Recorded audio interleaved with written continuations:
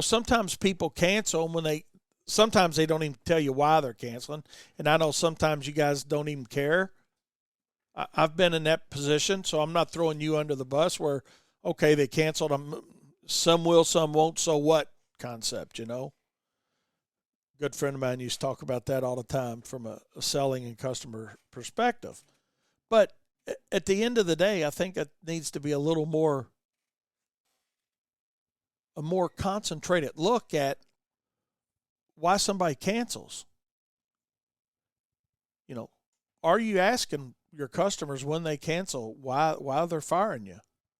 That's basically what's happened. Why are you firing me? What did I do wrong? Or before it ever gets to that point, are you taking the time to ask your customers what kind of job you're doing? A lot of companies don't do it. But what you will find is, regardless of if you're a lawn and landscaping business or you're a food service business or whatever you're in, the automotive business, when you're in a service industry, you need to ask. You need to ask your customers periodically, hey, how we doing? Because if you're not, no news may not be good news. No news may be, well, they're just accepting some mediocrity, but maybe the back porch isn't getting blown off or the downspouts aren't getting blown off. And or it's not consistently getting done. Now, we've all got that customer where, you miss a blade of grass 1 week and they call you, right? We've all got that customer. But most don't. And what I found out finally when we start asking customers to give us some feedback, both electronically and or in paper format, we don't care how we get it. We try to make it as easy for them as we can now. But once we started asking for some feedback, our cancellations changed. They went down. And why did some of our cancellations, some of those change? I think it's a simple answer now, right? Because we were trying to head that problem off up front. Because we knew we had to satisfy that customer 37 times a year. Well, hey, I didn't want to be 20 services in or 25 services in or 5 services in. Pick a number. The number doesn't matter.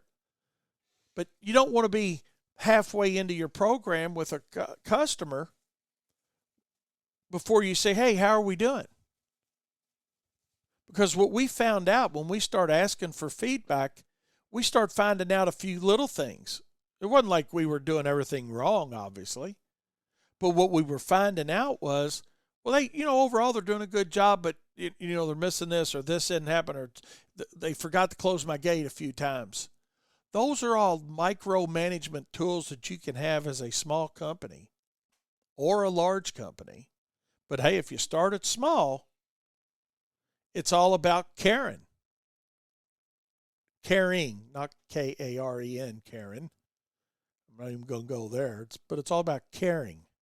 The I care philosophy. And I think that's something that we could all implement a little bit better within our companies. It's not we care, because we care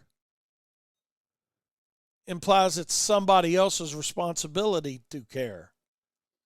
But how about an I care philosophy within your company? Meaning that each individual person that works for you commits to that I care philosophy. And when each and every person cares about what they're doing, guess what happens? Customer satisfaction goes up. And maybe more importantly than customer satisfaction, and Darren Gruner, if you're listening to me, don't call me on this because I got a busy show today, buddy, because I know me and you go on forever on this. No, I'm just teasing. You can call anytime you want. But when satisfaction goes up, loyalty goes up.